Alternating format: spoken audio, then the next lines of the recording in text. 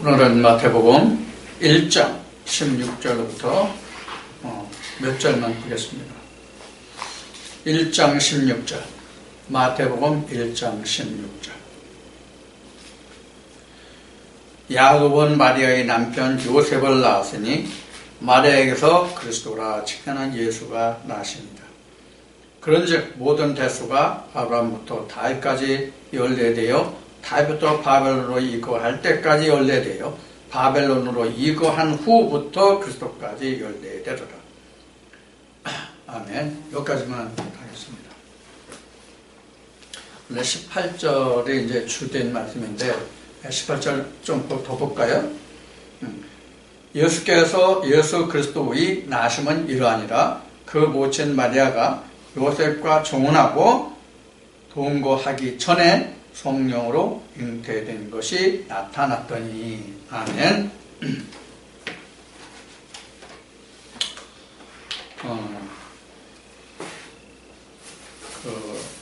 교회 다니는 사람들뿐만이 아니라 이 세상 사람들도 예수라 하는 사람이 과거 유대 땅에 오셨음을 모르는 사람이 거의 없습니다. 그런데 2000년이 지난 오늘날까지도 예수의 실상에 대해서 아는 사람이 거의 없다는 것은 참으로 아이러니예요. 성경이 이제 물론 감춰졌기 때문에 그런데, 그래서 오늘은 기독교계나 현재 지금 자연과학이 발달하고 세상 사람들의 지혜와 지식의 높아짐에 따라서 성경이 증거하고 있는 동정녀 마리아에게서 요셉에 의하지 않고 예수 그리스도가 탄생했다 하는 이 말에 대해서 어떻게 생리학적으로 그런 일이 있을 수 있느냐, 이런 의문 때문에 과학으로 의학으로 증명되지 못하고 증거되지 못하니까 사람들이 과연 예수의 실체가 뭐냐 하는 것에 대해서 상당한 궁금증과 의심과 또 그에 따라서 이것을 증거해보려고 증명해보려고 하는 과학자들이 학자들이 굉장히 많이 있었음과 또 오늘날도 있음을 우리는 아는 것 같습니다. 그래서 오늘은 예수의 물음표에 대해서, 예수의 실체의 물음표에 대해서 오늘은 좀 알아보려고 합니다. 그래서 오늘의 주제는 이런 주제를 한번 다뤄봤습니다. 예수는 단 한 사람뿐인가? 예수는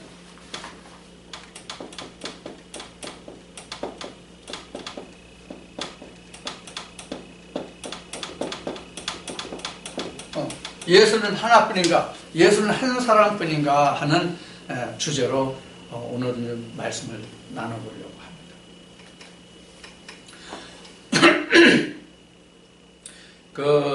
방금 모두에 이야기했듯이 사람들은 모든 것을 믿음에 있어서 그것을 증명할 수 있고 그것을 입증할 수 있는 어떤 백데이터, 즉 어떤 뒷받침할 수 있는 그런 확실한 증거들이 없으면 사람들이 사실 믿지를 못해요.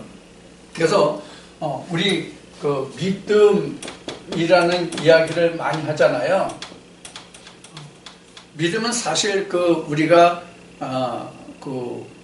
학문적인 국문학의 개념으로 말해서 품사를 말한다면 믿음은 명사가 분명해요. 우리가 사전적 의미로 보면 믿음이라는 것은 명사에 분명해요. 품사로 보면 명사, 즉 이름씨인데, 그런 믿음이라는 말이 품사로 봐서 명사인 것은 분명한데, 나는 이 믿음이라는 단어만큼은 국어 국문학으로 보면은 이것을 품사라고 해서는 분명히 명사지만은, 나는 성경에 입각한 믿음이라고 하는 것은 뭐로 내가 보냐면, 믿음이라는 것을 뭐라고 하면, 품사로 말한다면 동명사다. 이렇게 나는 정의를 하는 거야. 성경에 한해서 믿음이라고 하는 것은 동명사다 그런 거예요. 동사이면서도 명사이다. 이런 그 이야기예요. 우리가 방금 얘기했듯이 믿음이라는 말 자체를 우리가 사회적으로 각 나라의 국어가 있잖아요. 우리나라는 한글이 국어고, 미국 사람들은 영어가 국어죠. 중국 사람들은 한문이 자기 나라 국어겠죠.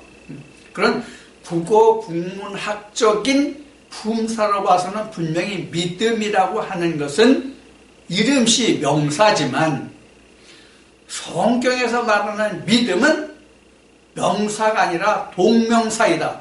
즉 동명사라고 하는 것은 뭐냐면 동사 플러스 명사라는 뜻이에요. 움직이는 상태이기도 하고 그리고 이름이기도 하고 그렇다 이겁니다. 그럼 왜 성경에 국한해서는 믿음이라는 것을 동명사라고 정의를 하는가 하면은 내 개인적으로 왜 그렇게 정의를 하는가 하면은 먼저 동사라고 하는 것은 믿음을 동사라는 것은 뭐가 있었냐면 깨달음이 있어야 되거든요. 깨달음이 있어야 그 다음에 믿어진다 이거예요. 그러니까 깨달아진다, 믿어진다가 이게 합해서 성경은 믿음이라는 것이 형성이 돼요. 성경에서는. 그래서 내 개인적으로는 성경에서 말하는 믿음, 물론 헬라어는 피스테스라는 단어가 있어요. 그런데 나는 이거를 품사를 명사로 보지 않고 동명사로 보는데 동명사는 왜 동명사로 보느냐 하는 것을 설명을 드리는 거예요. 그래서 깨달아져야 되고 그것을 깨달아져야만 믿어지기 때문에 성경에서 말하는 믿음은 단순한 품사로 봐서 명사가 아니라 이것은 동사와 명사가 같이 있는 거다. 그러니까 먼저 깨달아져야 믿어진다. 깨달아진과 믿어지다가 같이 합해져야 믿음이라는 것이 이루어진단 말이에요. 그래서 동명사다 이렇게 나는 개인적으로 정의한다 그런 얘기예요. 자, 그러면 예수의 탄생을 보면은 분명히 성경은 이렇게 증거하고 있어요. 마리아가 복음서에 이렇게 공간 복음에 이렇게 됐어요.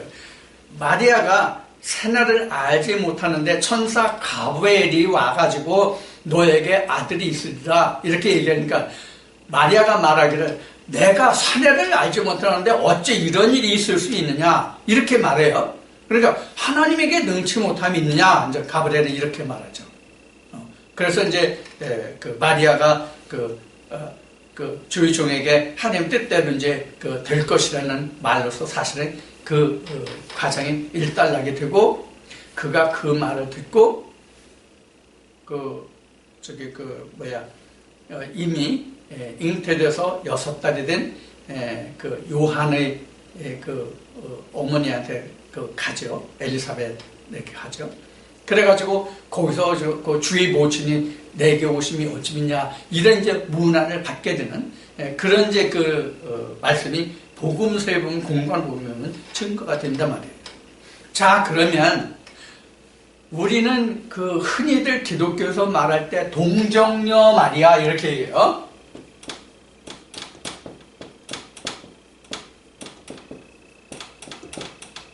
동정녀 마리아 이렇게 해요. 말해요. 그런데 이 동정녀라는 말은 남자를 알지 못한 우리 말로 얘기하면 수처녀예요. 수처녀. 남자의 경험이 성경험이 전혀 없는 여자를 동정녀라고 한단 말이에요. 그래서 동정녀 마리아라는 것은 사내를 알지 못하는 마리아에게서 예수가 탄생했다. 이렇게 성경은 증거하고 있단 말이에요. 그런데 사실 성경에는 동정녀라는 말이 없어요. 성경에는 동정녀라는 말이 없습니다. 우리가 그냥 동정녀라는 말은 우리 사람이 만들어낸 얘기예요. 성경은 동정녀라는 말이 없어요.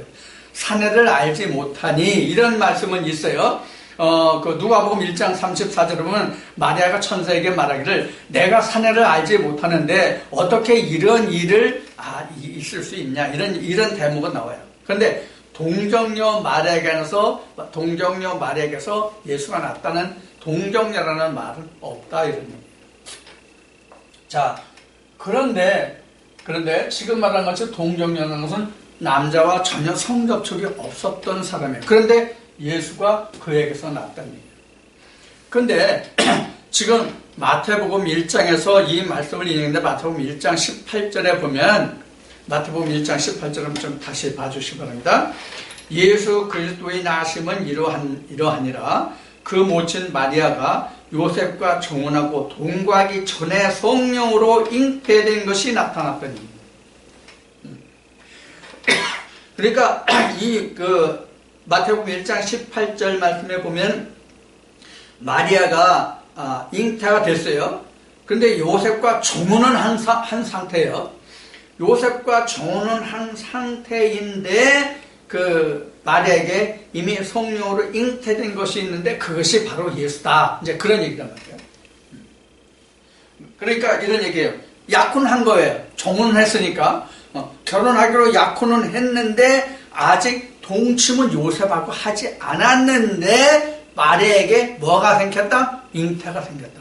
즉 씨가 생겼다는 얘기예요. 임신을 했다 그 얘기죠. 자, 여기서 우리가 그 과학자들이 풀어보려고 하는 거예요. 과연 사람이라는 것이 남자와 여자의 접촉이 없이 사람을 낳을 수 있느냐 하는 거거든요. 절대 낳을 수가 없습니다. 못 낳습니다. 절대. 낳을 수가 없어요. 하나님이라도 그걸 못 하십니다. 지금 제가 분명히 그랬어요. 하나님이라도 사람이 사람으로 인하지 않고는 즉 남녀의 성접촉이 없이는 절대로 사람을 낳을 수 없다. 하나님이라도 지금 그렇게 얘기했어요. 그러면 지금 제가 하는 이 말을 들으면 사람들이 아마 대단한 혼란을 일으키고 아마 어쩌면 옛날 같으면 칼 들고 창 들고 쫓아왔겠지만 지금은 총 들고 쫓아올지 몰라요. 2단이냐 3단이냐 하면서. 그러면 우리가 성경에서 말하는 신학적으로도 말하지만은 인간 창조론을 우리가 알지 못하기 때문에는 거예요. 성경에서 하나님이 사람을 창조했다는 말이 2번 나와요. 크게 따지면 창세기 1장, 2장, 3장을 통해서 보면 자, 첫째는 창세기 1장 27절인가에서 나오죠. 사람을 만들었다. 그 다음에 창세기 2장 7절에서 흙으로 만든 사람의 코에 생기를 불어넣었다. 이렇게 나와요. 창조를 보면 창세기 1장에 하나님이 하나님 형상대로 사람을 지었다라고 나오는데 그 사람은 창세기 2장 7절에서 왜 하나님의 형상인가를 설명해 주고 있어요.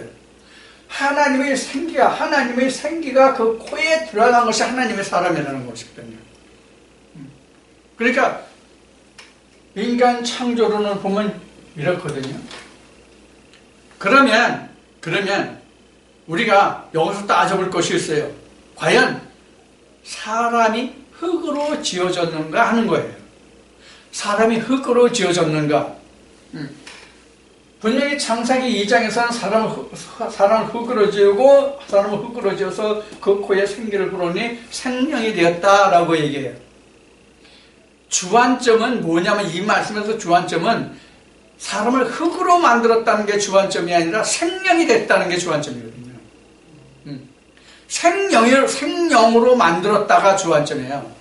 창세기 2장 7절에서 사람을 흙으로 만들었다가 문제가 아니라 생명이 되게 했다는 거거든요. 살아있는 영이 되게 살아있는 영이 되게 했다는데 주안점이 있는 거거든요. 사람을 흙으로 지었다가 주안점이 아니에요. 그러면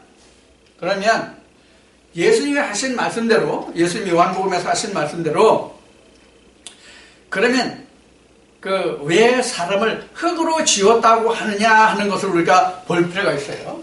자, 하나님과 사람을 보면 하나님은 위에 계신 분이고 사람은 아래에 있는 사람이에요. 예수님이 하신 말씀이에요. 왜 그렇게 보느냐면 예수님이 말씀하시기를 이렇게 말씀하셨죠. 나는 위에서 났고 너희는 아래에서 났고. 이 아래가 땅 흙이거든요. 아래가 땅 흙이고 이 위가 하늘이란 말이에요.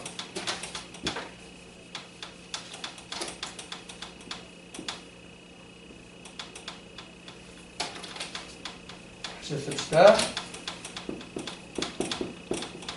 위가 하늘이란 말이에요. 그래서 이런 상대적인 개념으로 해가지고 성경이 증거된 것이 뭐냐면 하늘과 땅이에요. 그러니까 실제 사람을 아래에 있는 사람인데 아래는 땅이고 위는 하늘이잖아요. 우리 공간에서. 그래서 성경 모두가 10편 78편에 있는 말씀과 같이 또 예수님 마태복음 13장에서 제자들에게 하신 말씀같이 다 세상의 만물의 이치를 들어서 말씀하신 거거든요. 즉 비유와 상징으로 하셨다고 얘기해요. 자, 그러면 지금 하나님은 위인데 하나님을 뭐라 하면 하늘이라고 사람을 땅이라고 그랬단 말이에요. 그래서 창세기 여기 지워졌지만 창세기 2장 7절에서 흙으로 사람을 만들어가지고 코에 생기를 불어넣어서 생명이 되게 한 것이 하나님 일이에요. 생명이 되게 하신 것이 하나님의 일이거든요. 생명이 됐다 하는 것이 뭐냐면 흙으로 만든 사람이 하늘이 됐다는 뜻이란 말이에요. 이것을 뭐라고 그러냐면 천지창조다 그래요. 그러니까 천지창조라는 것은 뭐냐면 아래서 난 사람을 위에서 난 사람으로 만드는 것이 천지창조예요. 이것이 창세기 2장 7절 하면 생명이 되잖아요. 이것을 창세기 2장 7절을 뭐라고 우리는 신약으로 뭐라고 얘기하냐면 첫째 부활의 요한계시로 말하면 이 생명이 된 게 이게 첫째 부활이라고.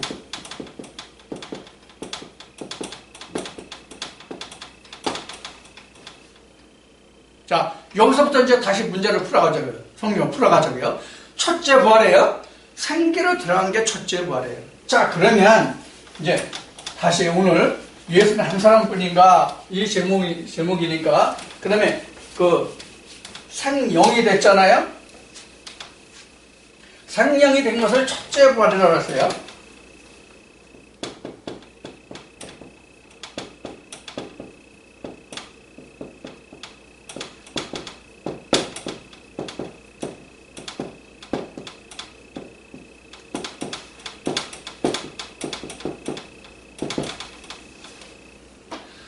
생명이 된 것을 첫째 부활이에요.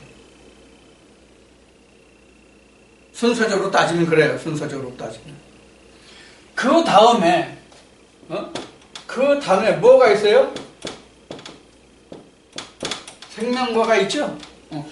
첫째 부활에 참여한 자가 무엇을 먹어요? 생명과를 먹어요. 첫째 부활에 참여한 자만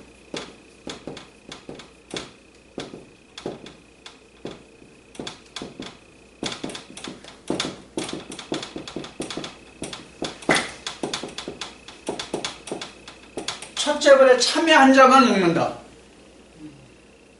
이건 요한계시록 20장에서부터 나와요. 20장부터 가면 21장에 가서 그거 나오잖아요. 저기 강 좌우에 12달마다 열매를 맺어서 먹는다는 그 이쁜 만국을 순생하고 이렇게 되거든요.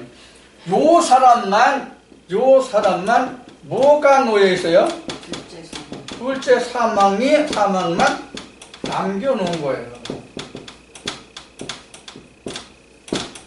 자, 이렇게 정리할 수 있어요. 그러면 자, 이 상태까지 봤어요. 이게 바로 첫째 부활이거든요. 그러면은 그 다음에 뭐가 남았어요? 생명과 남아서 둘째 사망, 즉 둘째 사망을 이기면 뭐예요? 둘째 부활이 되겠죠? 둘째 사망을 이기면 둘째 부활이에요. 둘째 부활은 8일이요.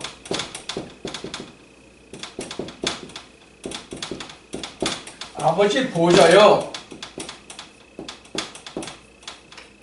육의 몸을 벗은 후기 때문에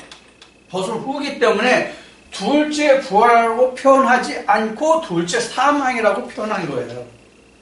이 얘기를 다시 얘기하면 무슨 얘기냐면 둘째 사망을 이기고 둘째 부활에 참여한 자는 8일로서 아버지의 보좌에 갔기 때문에 누가복음 16장에서 부자와 거짓 나라에서 죽은 자 가운데 다시 살아나가는 자가 없다고 하신 말씀을 얘기하는 거예요. 이게 그런 뜻이라면 다시 육의 몸으로 돌아올 수가 없단 말이에요. 그러니까 누가복음 16장에서 예수님이 예화로서 말씀해 주신 거라고. 자, 그러면 이것이 요한계시록 20장에서부터 22장까지 자세히 이렇게 설명된 부분이에요. 그러면 창세기 2장에서 선악과를 따먹었다고 말하는 것이 요한계시록을 보면 뭐냐면 계시록 9장에서부터 출발해서 하늘에서 떨어진 별이 땅에서 올라온 무저갱이 됐잖아요.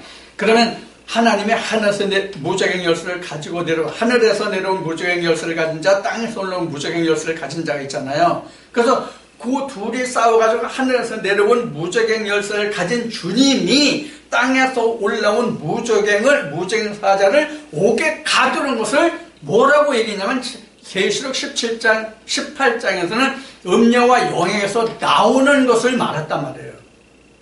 이것을 7 대접 재앙 속에 들어있고 포함되는 내용이에요. 자, 그렇게 해서 계시록 20장에서 이와 같이 하늘에서 내려온 무저갱 사자가 땅에서 올라온 무저갱 사자를 옥에 가두면은 그게 바로 첫째 부활인데 이게 바로 창세기 2장의 얘기예요. 창세기 2장 7절에 사람을 코에 생기를 불어넣었다는 얘기란 말이에요. 그전에는 뭐였어요? 그전에는 사람의 교훈으로 교훈을 받았다는 거예요. 음녀 여왕 바벨론의 가르침, 즉 사람의 가르침을 받았다는 얘기예요. 이사 29장 13절의 말씀과 같이 사람의 교훈으로 가르침을 받았단 말이에요. 그래서 저들이 입술로는 하나님 주여 주여 하지만 그 마음속에서는 내가 없으니 사람의 교훈으로 나를 가르침을 받았을 뿐이라고 하나님이 말씀하신 것이고, 예수님의 복음서에서는 저들이 주여 주여 부를지라도 나와 상관없는 것은 아버지의 뜻을 알지 못한다는 거란 말이에요. 자, 이와 같이 됐어요. 그러면 지금 예수를 보면 지금 요셉이 있고 마리아가 있잖아요. 그러면 요셉은 누구고 마리아는 누구냐 하는 것을 우리가 살펴봐야 돼요. 요셉이 누구고 마리아가 누구냐. 자, 요셉과 마리아는 이거예요.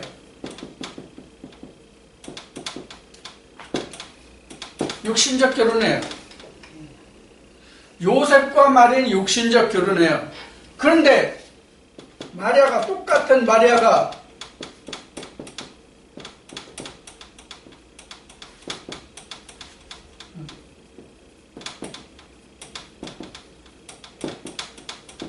이래 됐단 말이에요. 육신적으로는 요셉과 마리아가 결혼했어요. 정혼했어요. 예. 정혼했어요.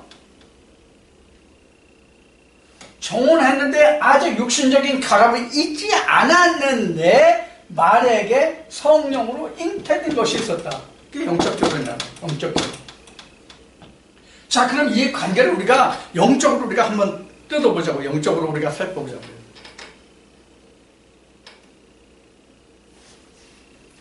고린도서 11장 2절을 보면 바울이 이런 고백을 해요. 너희에 대해서 내가 열심인 것은 정결한 처녀로 한 남편 예수에게 중매하려고 한다. 내가 너에게 열심을 내고 이와 같이 하는 것은 너희를 정결한 처녀로 한 남편인 예수 그리스도에게 중매하려고 한다. 처녀가 뭐예요? 동정녀예요. 아직 결혼을 하지 않았으면 처녀잖아요. 남자의 성 경험이 없으면 처녀잖아요. 결혼 안 했기 때문에 처녀가 아니라 결혼을 했어도 남자와 한 번도 성적 접촉이 없으면 동정녀잖아요. 틀렸나요? 맞는 이야기잖아요. 자, 그러면 우리가 앞에도 창세기 2장 7절을 얘기했는데 그 뒤에 쭉 이어가면 하나님이 아담이 독초하는 것이 좋지 않아서 하나님이 아담의 배필을 만드시죠. 아담의 배필을 만드는데 아담의 배필이 누구예요? 여자죠? 아담이 남자니까 그 여자는 그 배필은 여자겠죠. 우리가 지금 신학에서 꼬이니까 세상 사람들도 꼬이는 것이 바로 뭐냐면 바로 이런 부분이에요. 어떤 부분이냐면 창세기 1장에서는 분명히 하나님이 사람을 지었는데 하나님이 형상대로 남자와 여자를 지었어요. 창세기 2장 22절, 좀 더 앞에 가면 21절에서부터 설명하는 남자와 여자는 남자에게서 여자가 나왔어요. 창세기 1장에서는 하나님에 의해서 남자가 여자가 지어졌어요. 창세기 2장에서는 남자에게서 여자가 나왔어요. 그럼 여자는 창세기 2장에서 말하는 여자는 하나님이 지으신 것이 아니라 남자에게서 나왔으니까 남자의 소산물 남자가 지은 거란 말이에요. 오늘 보면 봤듯이 그렇죠. 전혀 창세기 1장에서 사람을 지은 남녀와 창세기 2장에서 지은 남녀는 분명히 그 출처가 달라요. 누가 지었냐가 달라요. 물론 이것도 근원을 따져 들어가면 성경에서 말하는 남자는 하나님 한 분이시기 때문에 창세기 2장에 사람을 지었다는 거나 창세기 1장을 사람을 지었다는 거나 똑같이 하나님이 지으신 거는 똑같아요. 그런데 그 출처는 다르단 말이에요. 창세기 1장에서는 남자와 여자가 똑같이 하나님으로부터 나온 자예요. 그런데 창세기 2장에서 남자와 여자는 틀리단 말이에요. 창세기 1장. 남자는 하나님에게서 나왔어도 여자는 남자에게서 나왔단 말이에요. 이 말이 안 풀리기 때문에 이 뜻이 무슨 뜻인지를 모르기 때문에 말씀이 안 풀리는 거예요. 자, 그러면 이 말씀을 풀어보기 위해서 자, 처녀가 동정입니다. 그러면 이 말씀을 풀어보기 위해서 우리가 다른 말씀을 봅자고요. 자, 누가복음 8장 11절은 뭐예요? 하나님의 말씀은 뭐다? 시다. 그러면 여기서 시가 뭐예요? 남자예요. 남자. 그러니까 성경이 플러스가 아니지. 그래서 성경으로 말하면 남자는 성경이에요. 하나님의 말씀이 시기 때문에 남자는 그 성경이란 말이에요. 하나님의 말씀이 자체가 시잖아요. 근데 하나님의 말씀이 시다. 그럼 남자는 성경이다. 성경은 그럼 뭐예요? 요한복음 1장 1절을 통해서 하나님의 그 성경이잖아요. 그러니까 하나님이 말씀이니까 성경이니까 그 시란 말이에요. 그 시가 같은 요한복음 1장 14절 그 말씀 시죠? 누가복음 8장 11절을 통해서 시죠? 그 시가 육신과 결합을 해요. 육신과 결합을 해요. 그럼 이거 뭐예요? 육신과 결합은 뭐예요? 이게 결혼이죠. 결혼이죠. 그러면 이게 바로 뭐냐면 이 말씀이 뭐냐면 이슈예요. 이 말씀이 이슈예요. 육신은 뭐예요? 이샤래요. 이샤. 지금 고린도후서 11장 2절 했죠? 이샤예요. 이 육신이 이샤인데 이 육신이 지금 마리아에게서 나왔다는 것도 여자에게서 나왔다는 것도 착각하는 것이 바로 뭐냐면 이거 육신이 곧 뭐냐면 살덩어리 그 육신이 있고 살덩어리 육신이 있고 마음이 있잖아요. 그러면 하나의 말씀이 육신을 입었다가 살덩어리에 입냐고요? 마음이 입잖아요. 이 마음에 입었다는 증거가 어디 있어요? 마태복음 13장이에요.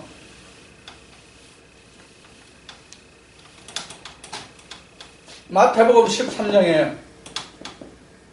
마태복음 13장에 씨 뿌리는 비유죠. 여기서 어디다 뿌렸다고 했어요? 밭에 뿌렸다고 했어요. 밭에. 그럼 이 밭이 뭐예요? 고린도전서 3장 9절을 보면 이 밭이 뭐예요? 그 하나님 백성이잖아요. 쉬운 얘기로. 바울이 고린도 교회에 편지할 때 한 말은 너희는 하나님의 밭이요. 이 말씀을 전하는 우리는 하나님의 동역자들이요. 이렇게 얘기했단 말이에요. 이 말씀을 전하는 우리들은 하나님의 동역자들이요.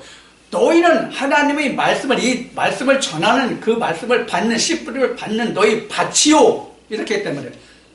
그러면 이것이 지금 뭐냐? 뭘 얘기냐면 창세기 2장 7절이에요. 우리 사도들은 말씀의 하나님의 동역자들이요. 하나님의 말씀의 동역자들이요. 너희는 밭이다. 그럼 내가 너희 밭에 이 씨를 하나님 씨를 뿌린다는 얘기거든요. 자, 그러면 지금 이 이야기가 마태복음 13장이나 사도 바울의 고린도 교회 너희는 그 하나님의 밭이라고 한 그것이 다 창세기 2장 7절을 얘기하는 거예요. 씨를 뿌리잖아요. 누가 뿌려요? 마태복음 10장에서 인자가, 그렇죠? 인자가. 그러면 사도 바울, 사도들이 바로 뭐예요? 인자예요. 똑같이 인자예요. 인자가 사도 바울 자체가 인자가 아니요. 예수도 예수 자체 육신이 그 인자가 아니요. 그 인자, 즉 예수와 사도들 속에 있는 그 하나님의 말씀 씨가 인자란 말이에요. 아멘.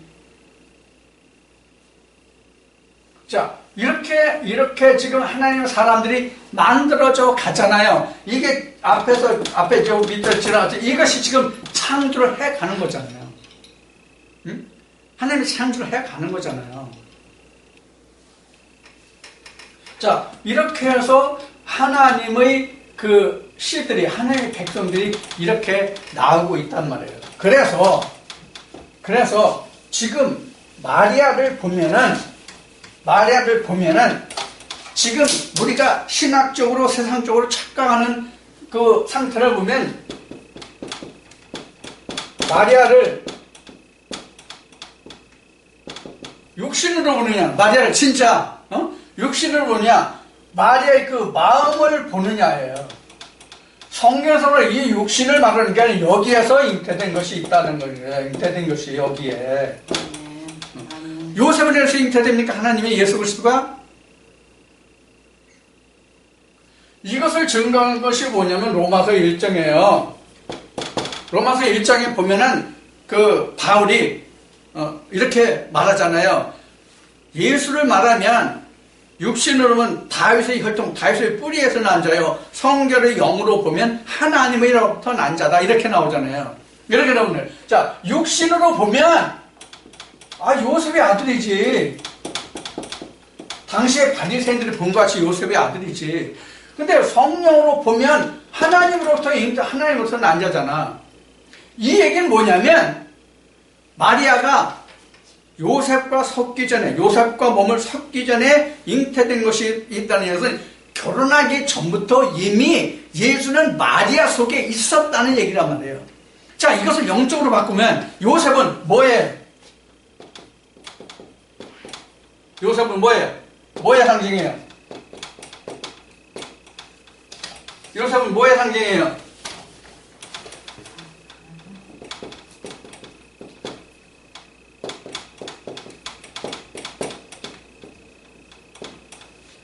요셉은 뭐의 상징이에요? 우리가 육신적으로 보면 남편과 아내죠. 육신적으로 보면 남편과 아내죠. 그렇죠?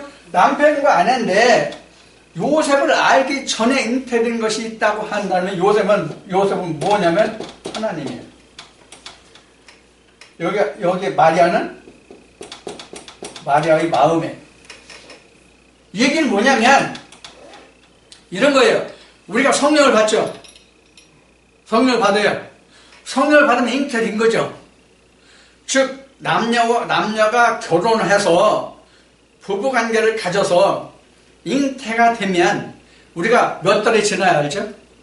보통 3달이 지나야 알죠. 지금은 이제 의학이 발달해가지고 사람들이 생리가 벌써 한 달만 지나고 2달만 지나도 안 나오면 벌써 무슨 검사기가 있어가지고 검사해서 임신을 했네 안 했네를 지금 판단하는 시기가 됐지만 여하튼 일반적인 통념적으로 보면 잉태된 증거가 나타나는 것이 3개월이거든요.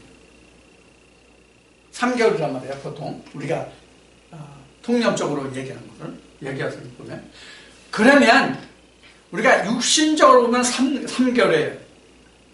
그런데 영적으로 보면 내게 예수가 내게 하나님의 말씀의 씨가 잉태되었다는 것을 아는 것은 육신적으로 보면 3개월인데 영적으로는 3개월만 걸릴까요? 훨씬 더 걸려요. 그래서 이것을 다시 인간적인 방법으로 요셉과 마리아가 정혼했는데 정혼해서 같이 살기 전에 결혼해서 같이 살기 전에 마리아에게 잉태된 것이 있었다고 하는 이야기는 내가 하나님을 알기 전에 이미 내게 하나님의 씨가 와 있음을 알았다는 얘기예요. 그 이후에 내 남편을 알게 되죠. 즉 하나님을 알게 된단 말이에요. 그래서 요셉을 하나님으로 부릅니다.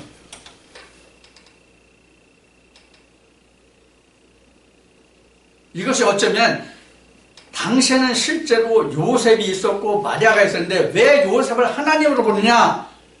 이런 이제 의문이 생길 수 있겠죠. 이런 의문이. 그러면 이것을 지금 현재 우리에게 적용을 시켜보자고요. 우리에게 현재 적용을 시켜보면 그럼 지금 요셉은 누구예요? 현재 우리에게 요셉이 누굴까요? 현재는 마음이에요. 현재 우리로 보면 각자 믿는 사람의 성령이 교회들에 가시는 음성을 듣고 있어서 예수 그리스도의 그 말씀의 씨가 복음의 씨가 자기에게 있어서 그 복음을 쫓아가고 있는 사람들로 국한한다면 그 사람들로 국한한다면 요셉이라는 사람은 현재 각자의 마음이란 말이에요. 각자의 마음. 각자예요. 성령이 교회들에게 하시는 말씀을 듣는 사람의 각자의 마음이 요셉이란 말이에요. 그런데 이 요셉이라는 하나님의 내 마음이 깨닫기 전에 이미 내 속에는 뭐가 잉태되어 있어요? 성령. 이렇게 얘기해도 이해가 안 돼요? 자, 다시 얘기해 줄게요. 자, 2000년 전 유대 땅에는 요셉과 마리아가 실제로 있던 사람이에요. 요셉과 마리아는 실제로 있던 사람이에요. 그런데 요셉은 남편이고 마리아는 아내잖아요. 그런데 그들이 정혼은 했지만 둘이 같이 살림을 하기 전에 뭐가 생겼어요? 잉태했어요. 자, 근데 요셉은 당시에 의로운 사람이라고 그랬어요. 의로운 사람은 이를 겉으로 드러내지 아니하고 마리아를 데려왔다 그랬어요. 자, 그러면 우리를 보자고요. 우리를 보면 현재 요셉이 누구냐면 우리 마음이라고 했어요. 근데 우리 마음인데 누구의 마음이 누구의 우리 현재의 마음이냐면 성령이 교회들에게 하시는 말씀을 들을 수 있는 자로서 이미 좀 장성한 분량으로 지금 돼 있는 자, 즉 단단한 식물을 먹는 자라고 한다면 그 사람들 각자의 마음이 바로 요셉이란 말이에요. 그럼 그 마음속에 뭐가 들어있어요? 성령이 왔죠. 성령이 와서 있으면 잉태되는 거죠. 잉태되면 누구예요? 예수가 잉태되죠. 이것을 내 마음이 이미 요셉, 즉 하나님의 그 실체를 알기 전에 이미 잉태된 것이란 말이에요.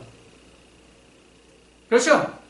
우리가 벌써 하나님의 존재에 대해서, 하나님의 존재, 즉 영적으로 보면 남편이잖아요. 고린도후서 11장 2절의 말씀을 통해서 하나님이 내 남편이 되잖아요.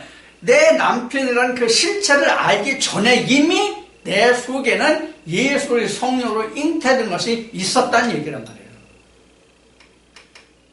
우리는 내 속에서 앞에 얘기했듯이 육신적으로는 3개월이면 내가 임신한 것을 알지만, 여자들의 경우에, 결혼 여자들의 경우에 3개월 되면 각종 의학적인 테스트를 하지 않아도 내가 임신했다는 걸 알지만, 영적으로 훨씬 그보다 시간이 많이 걸린단 말이에요. 그러면 우리가 성경에는 나와 있지 않지만 성경에 기록된 증거로서 우리가 말한다면 마리아가 예수를 잉태한 것을 얼마 후에 알았을 것 같아요? 성경으로요? 네, 성경적으로 보면 얼마 후에 마리아가 예수를 잉태한 것을 알 수 있었을 것 같아요? 힌트를 주면 요셉이 얼마 먼저 낳느냐 하는 거예요. 6개월이에요. 6개월 지나서 마리아가 잉태된 것을 알았다. 이렇게 추측해 볼 수가 있어요. 확실하지는 않지만.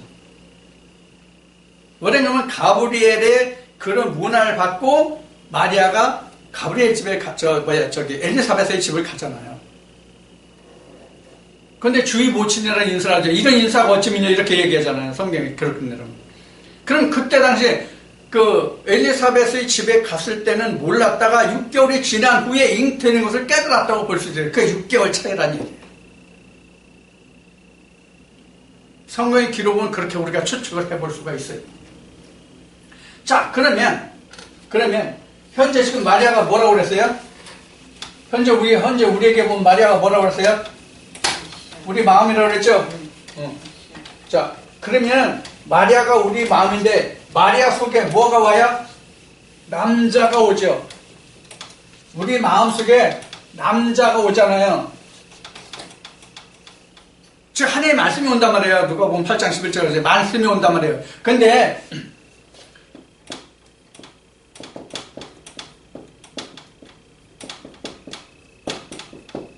이렇게 누가 보면 8장 11절에 하나님의 말씀은 시다고 얘기했는데 이것도 우리가 구분해야 돼요.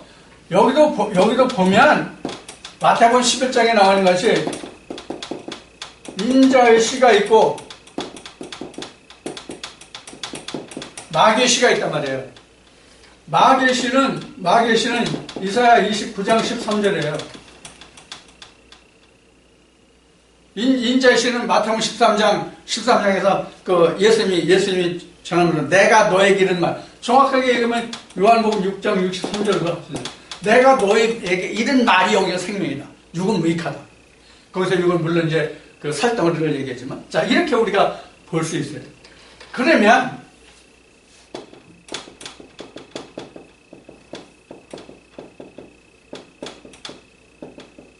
현 시대의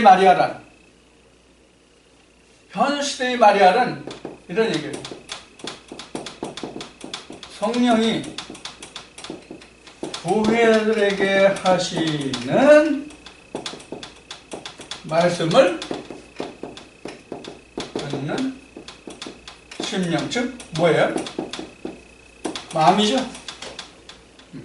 이게 마리아예요.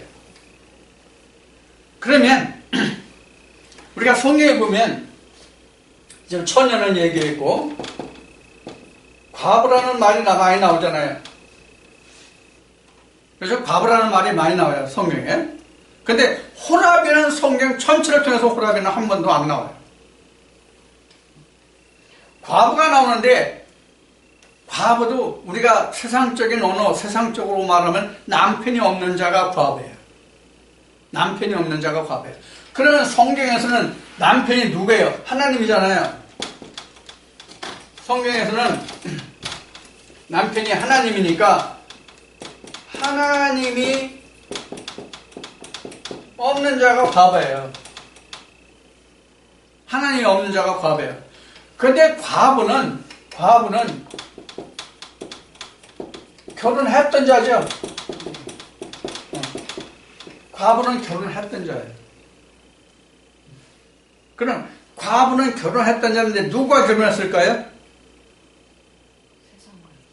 세상 남편이라 요거예요. 그 가늠하는 여자들이여 너희가 세상과 버타는 것이 가늠하는 알지 못하는 야고보서 말씀에 나오죠. 그것이 사람의 교훈으로 가르침을 받다가 거기서 떠나온 자가 과부예요. 그러니까 오늘날 우리로 얘기하면 교회 생활을 하다가 쉬는 자는 남자든 여자든 다 과부예요. 영적 과부.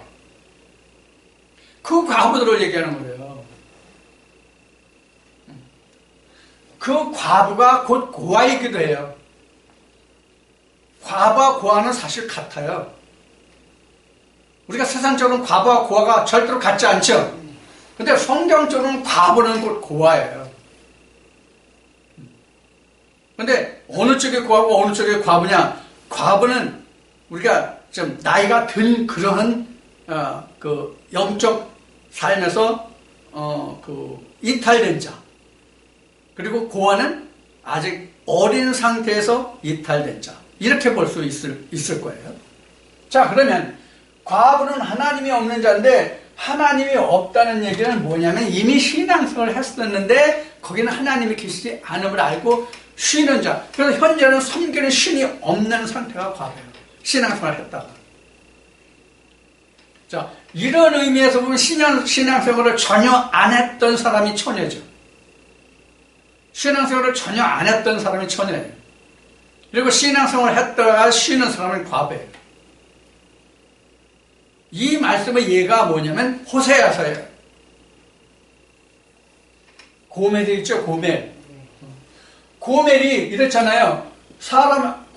호세아 말을 듣다가 또 사람의 교를 갔다 이렇게 왔다 갔다 한 것이 고멜에 가서 내놔놓고 나갔다가 다시 또 하나님이 그 호세에게도 가서 그 여자를 데려와서 다시 데려오고 다시는 나가지 말라 뭐 이런 말씀으로 기록된 것이 바로 호세아 말씀입니다. 이게 바로 그 얘기예요. 자, 이렇게 되면 이제 자 봐요. 그러면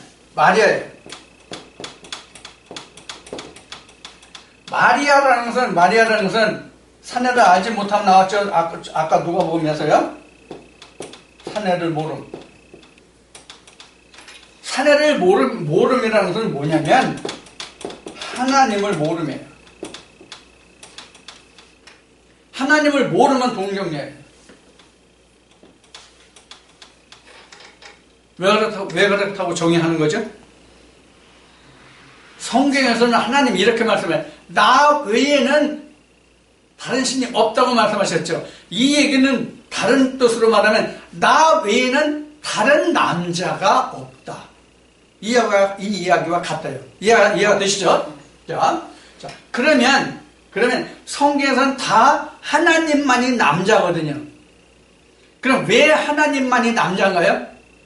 하나님만이 남자라는 뜻이 뭐예요? 성령이시 말라기 2장에 자, 하나님만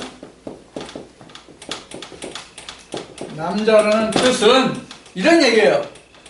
이게 성경이잖아요? 성경인데 뭐냐면 예수 씨를 가진 자는 나뿐이다. 경건한 자신을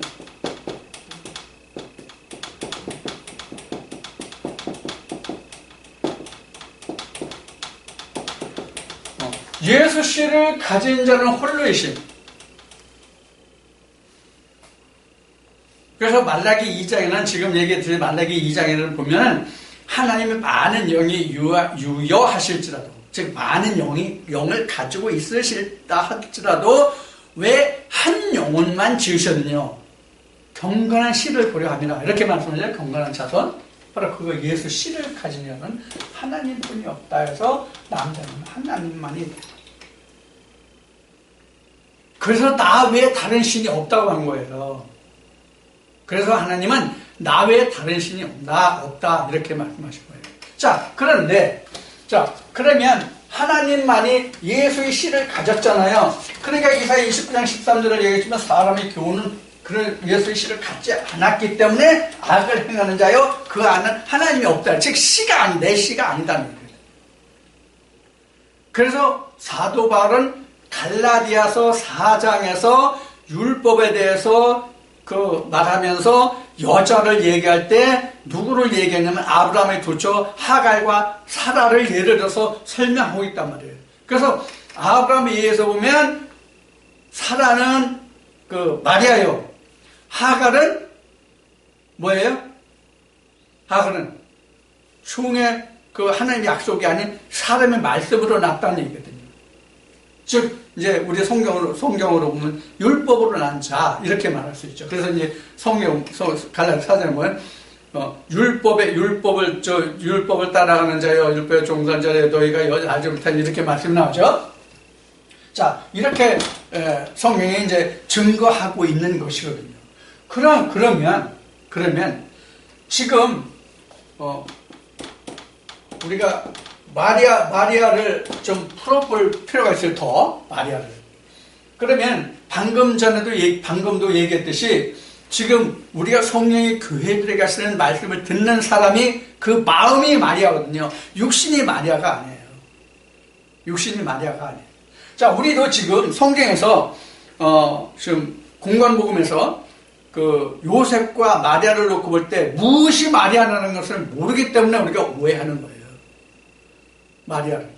그럼 마리아는 지금 얘기한 갈라디아서 4장이나 창세기 2장 22절 이하나 이런 데서 보면 이게 뭐예요? 언약이잖아요. 특히 갈라디아 4장에서 얘기 나오죠. 언약이잖아요. 언약. 하나님 언약을 한 번도 우리 마음에 받아본 적이 없잖아요. 성령이 교회들에게 하시는 말씀을 듣기 이전에 사람들은요. 성령이 교회들에게 하시는 말씀을 받은 자라야만 마리아거든요. 성령이 교회들에게 하시는 말씀을 듣지 못한 자는 마리아가 아니에요.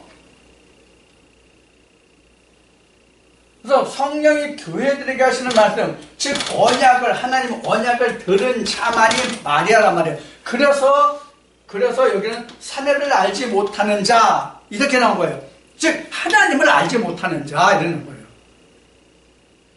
그러다가 가브리엘의 음성을 들어야 가브리엘 천사의 음성을 들어야만 내게 씨가 들어오면 안단 말이에요. 그래서 가브리엘이 뭘 얘기했죠? 마리아에게 뭘 얘기했어요? 너 잉태하는 잉태하는 자는 예수다 그랬어요. 예수라는 그 말이 어디냐면 계시록 3장에 보면은 계시록 3장에 보면은 계시록 3장 어딘가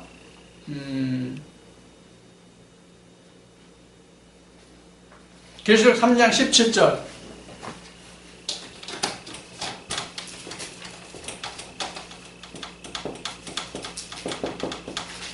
17절 보면 받은 자 외에는 알지 못하더라 되어 있죠. 받은 자만 안다.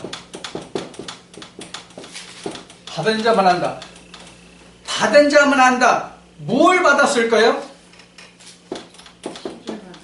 흰 돌과 이름을 받죠. 흰 돌 누구예요? 예수죠. 예수라는 이름을 받은 자만 안다. 이것이 뭐예요? 이게 마리아예요. 흰 돌의 이름을 받은 자만 아는 사람이 누구냐? 마리아라 그런 얘기예요. 이렇게 된 사람만 누구를 알아요? 하나님을 알죠? 즉 남편을 안단 말이에요. 그러면 성경에 기록된 대로 사라를 알기 전에 이미 뭐가 있어요? 씨가 있잖아요. 자, 그러면 지금까지 살펴본 것처럼 우리는 지금 성경에 나타난 문자적인 것만 보고 성경에 나타난 문자적인 것만을 보고는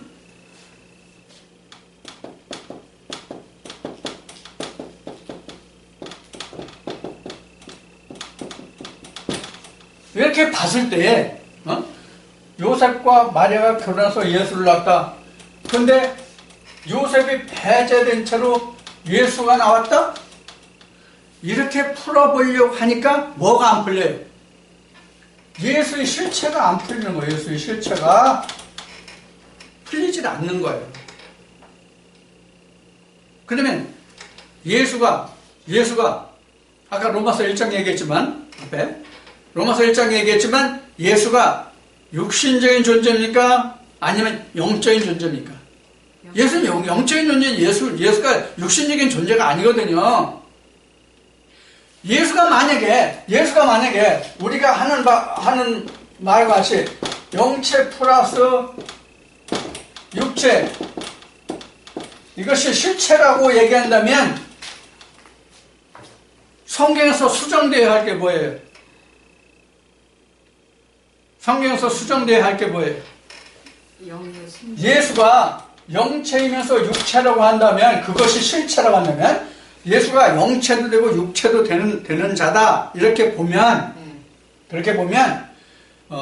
우리가 성경에서 수정해야 될 부분이 뭐냐 이거예요. 십자가의 죽음이에요. 절대로 죽을 수가 없어요. 십자가에서 죽지 않아요. 피 안 흘려요. 근데 피 흘렸죠. 물과 피가 나왔잖아요. 물과 피는 뭘 얘기하는 거예요? 성령을 얘기하는 거잖아요. 물과 피는 요한일서에서 얘기하는 것 같이 물과 피는 성령이잖아요.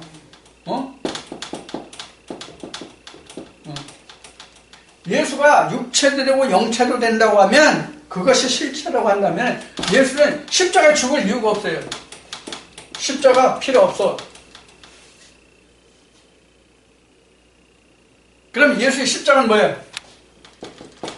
십자가가 왜 필요해요?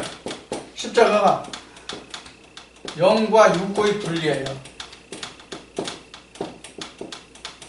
그러면 뭐가 드러나요? 실체가 드러나는 거예요. 요 실체가 드러난 게 뭐예요? 앞에 얘기한 예수님이 말씀하신 요한복음 6장 63절이에요. 내가 이러한 존재다. 이게 인자잖아요. 그러니까 오늘날도 우리는 예수가 2000년 전에 유대 땅에 온 그 사람만 말씀을 육신을 입고 이 세상은 메시아여 그리스도인 줄을 알아요. 근데 오늘날 우리에게 성경이 가르쳐주는 것은 뭐냐면, 누구나 말씀이 육신을 입으면 다 누가 돼요? 그리스도가 돼요. 예수가 돼요. 그럼 뭐가 그리스도가 되고 예수가 돼요? 마음이 그 혼이 영과 같이 결합된 상태라고 그래요. 그게 성령으로 났다 이 뜻이에요.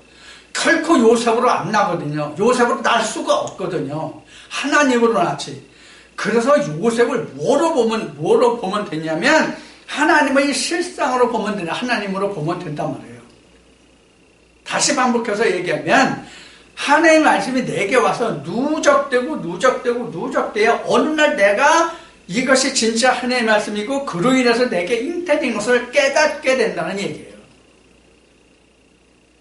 결국 다 이제 내 마음 속에서 일어나는 거가 되지만요, 영적으로는 다 내 마음 속에서 하나님 말씀과 역사되는 과정을 말하는 거예요. 다 요셉이나 마리아가 난 아들, 이 관계가 다 내 마음 속에서 일어나는 거예요. 즉 이것이 창세기 2장에 사람의 코에, 흙으로 만든 사람의 코에 생기를 넣어서 생명이 되게 해서 생명이 되게 하고 나니까 뭐가 나왔어요? 이시아가 나왔잖아요.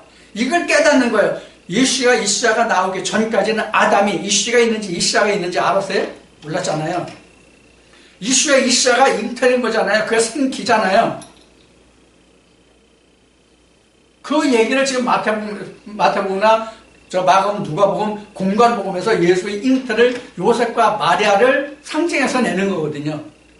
마치 창세기에서 아브라함에게 사라와 하갈 두 처가 있던 것과 창세기 2장에서 이시아가 있다는 것과 같은 이야기란 말이에요. 즉 우리에게 율법으로 인해서 진리가 온다는 것을 하갈과 사라를 통해서 말씀하셨고 마리아를 통해서 이야기하고 있는 거란 말이에요. 그래서 성경 전체로 보면 모세를 통해서 율법을, 예수를 통해서 진리를 낳는 것을 말한단 말이에요. 이 모든 관계는. 그것이 그래서 결국은 다 한 사람의 마음속에서 역사되는 거란 말이에요. 이것을 종합적으로 말하면 창세기 1장으로 말하면 전체 창조예요. 모세에게 율법을 주어서 하나님의 계명을 하나님이 모세를 통해서 이스라엘 백성들 애굽에서 이끌어내서 광야에서 계명을 주고 가나안까지 가는 출애굽 과정을 보여준 거란 말이에요. 노아로 보면 홍해를 말하는 거란 말이에요. 노아는 여기서 언급이 안 됐지만 한 번도 언급이 안, 오늘 이 말씀에는 한 번도 언급이 안 됐지만 노아의 홍수 심판에서 무지개를 봤다는 게 바로 뭐냐면 코에 생기가 들어간 과정과 똑같은 말씀이에요. 이것을 신약으로 와서 다시 다른 말씀으로 하면 이게 거듭남이에요. 죄사함이에요. 회개예요. 세례예요. 할례예요. 구약으로 보면 똑같은 이야기입니다. 한 가지를 놓고 성경은 말하고 있단 말이에요. 다 이름만 다르게 붙여서 설명하고 있을 뿐이에요. 전에도 얘기했어요. 레위기 2장, 레위기 23장에서 절기가 나오는데 그 절기가 다 예수 그리스도 하나란 말이에요. 자, 그래서 예수는 하나뿐이냐? 아니에요. 구약으로 보면 모세와 그 선지자들, 모세 이전으로 보면 에녹, 엘리야, 모세 이전으로 보면 그 창세로 보면 그 에녹이 있고, 그다음에 아브라함이 있고 이런 사람들이 있단 말이에요. 그 사람들 다 뭐예요? 예수예요. 이것을 획기적으로 성경에서 풀어놓은 것이 뭐냐면 조금 전에 얘기했던 계시록 3장 17절이에요. 흰 돌과 그 이름, 새 이름. 이것이 그럼 흰 돌과 새 이름이라는 게, 흰 돌은 없지만 새 이름이라는 게 이미 이사야 62장인가 61장에 나오잖아요. 내 종은 다른 이름으로 칭하리라. 이것을 거듭남이라고 한단 말이에요. 하늘에 기록된 이름이라고 한단 말이에요. 그래서 계시록 3장 17절에 바로 그걸 뜻하는 거거든요.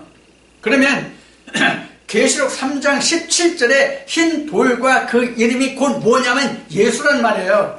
다만 그 과정을 알지 못할 뿐이에요. 어떻게 해야 내가 흰 돌을 받고 거기에 내 이름을 쓰느냐 하는 게 문제예요. 그 과정을 모르기 때문에 그래요. 그 과정을 모르기 때문에 답을 모르는 거예요.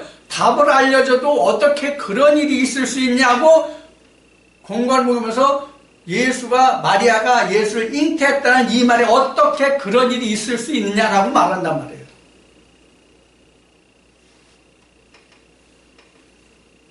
그래서 예수라는 것은 하나뿐만이 아니라 말씀을 육신을 입는 자, 즉 거듭남을 받는 자, 생명책에 기록된 모든 사람은 구약 때에는 엘리야도 있고 엘리사도 있고 모세도 있고 아브라함도 있고 사라도 있고 이런 많은 선지자들의 이름도 있고 하지만 또 신약에서는 우리가 그 복음서에는 같이 4대 복음서에 나오는 복음서를 기록한 사람들의 이름 있잖아요. 그 사람들도 있고 또 예수의 제자들의 그 이름도 있고요. 다 그런 이름들이 있지만 실제로 그 사람들이 우리가 불려주는 이름은 우리가 그 의미를 들어보면 다 뭐예요? 구약의 선지자들은 신약의 사도들의 이름을 종합적으로 한다면 뭐라고 붙일 수 있어요? 하나로 말하면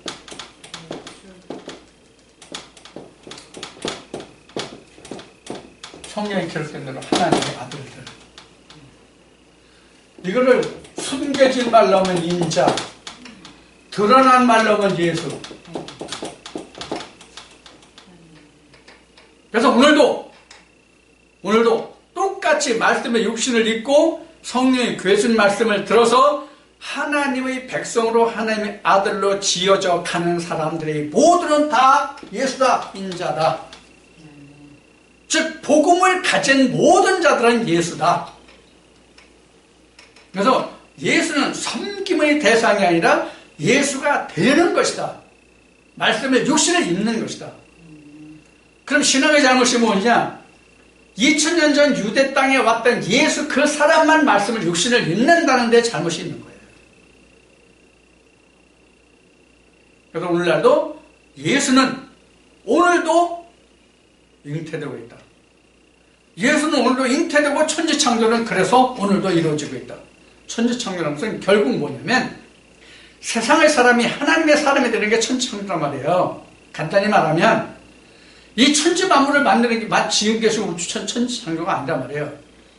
그러면 그것이 바로 천지창조라면 이사야서나 에레미야서나 새하늘과 새 땅을 만든다. 계시록도 새하늘과 새 땅 보라 새걸 옛 것은 전하고 새하늘과 새 땅이 되었다. 이거 어떻게 얘기할 거냐고. 그걸 어떻게 증명할 거냐고. 그럼 새하늘과 새 땅이 된 것을 누구만 알아요? 받은 자들은 알지 못한단 말이에요. 마리아가 돼서 자기가 천사의 가브리엘의 음성을 들은 자 외에는 모른단 말이에요. 이것이 오늘날로 얘기하면 성령이 교회들에서 음성을 들은 자란 말이에요. 그 자만 안단 말이에요.